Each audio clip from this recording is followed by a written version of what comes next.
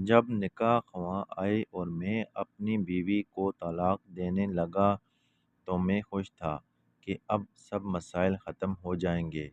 جب اس نے مجھ سے پوچھا کیا آپ اپنے فیصلے پر پکے ہیں تو میں نے فوراً جواب دیا ہاں بالکل پکا ہوں۔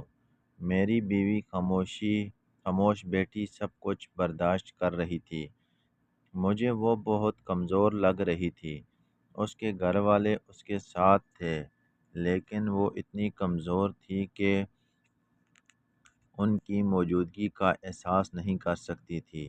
جب میں نے اس کی آنکھوں میں شکست کی نظر دیکھی تو مجھے خوشی ہوئی کہ میں نے اپنا حق لے لیا اور اسے دکھا دیا کہ وہی ہمیں اس حال تک لے آئی ہے۔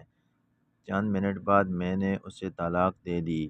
اس دن میں اپنے بستر پر لیٹا اور محسوس کیا کہ دنیا کی سب مشکلات غائب ہو گئی ہیں۔ میں آزاد ہو گیا ہوں۔ دل بھر کے کھانا کھایا۔ 3 سال تک میں مسائل، سر درد اور اختلافات کا سامنا کر رہا تھا۔ آخر کار میں سکون میں آ گیا۔ نماز پڑھ کر اللہ کا شکر ادا کیا، اپنے گھر والوں کے پاس گیا اور وہ خوش تھے کہ میں نے اس سے نجات پا لی۔ میں نے اپنی زندگی دوبارہ آزادانہ طور پر جینے کا آغاز کیا۔ لیکن زیادہ وقت نہیں گزرا اور چیزیں میری توقعات کے خلاف ہو گئیں۔ ہر کوئی اپنی زندگی میں مصروف ہو گیا۔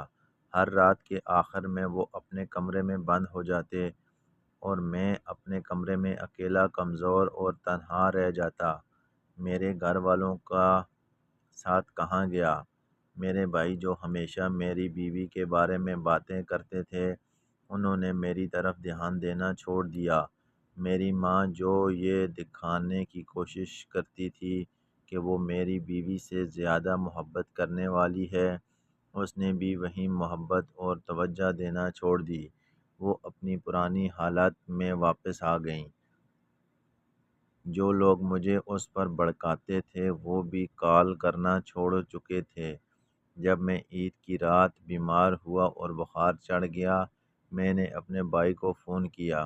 اس نے میری آواز سے نہیں پہچانا کہ میں بیمار ہوں، حالانکہ میری آواز بخار کی وجہ سے صاف نہیں تھی۔ مجھے ایک دفعہ یاد آیا کہ میری بیوی نے مجھے ایک دن بعد جاتے ہوئے فون کیا اور پوچھا آپ خیریت سے ہیں؟ وہ بے وجہ پریشان تھی۔ اس وقت مجھے کمزوری محسوس ہو رہی تھی اور میں نے اسپتال میں ڈرپ لگوائی تھی بغیر اسے بتائے۔ کہاں ہے وہ سکون جس کا انہوں نے وعدہ کیا تھا؟ کیوں کوئی میری زندگی کی خبریں جاننے کی کوئی خواہش مند نہیں رہا جیسے وہ میری بیوی کے ہوتے ہوئے تھے؟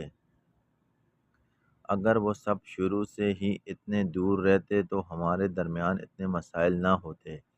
جب میں نے کہا کہ میں اپنی بیوی کے پاس واپس جانا چاہتا ہوں تو سب نے مجھے روکنے کی کوشش کی۔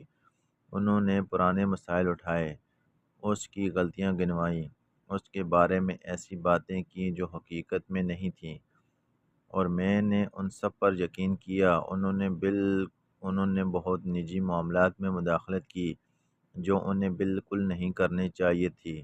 انہوں نے میری زندگی کی تفصیلات میں اتنی مداخلت کی کہ ان کا اندر ہونا یا حتیٰ کہ دروازے پر ہونا بھی مناسب نہیں تھا۔ مجھے یہ سب دیر سے سمجھ آیا جب میں نے اپنی زندگی میں ایک وقفہ لیا۔ جب میری بیوی دور ہو گئی تو مجھے پتہ چلا کہ وہ اپنی پوری کوشش کر رہی تھی کہ ہمارا گھر نہ گرے، اور میں اس کا ہاتھ چھوڑ رہا تھا۔ وہ ہماری نجی باتوں کو چھپا رہی تھی اور میں سب کچھ دوسروں کے سامنے کھول رہا تھا۔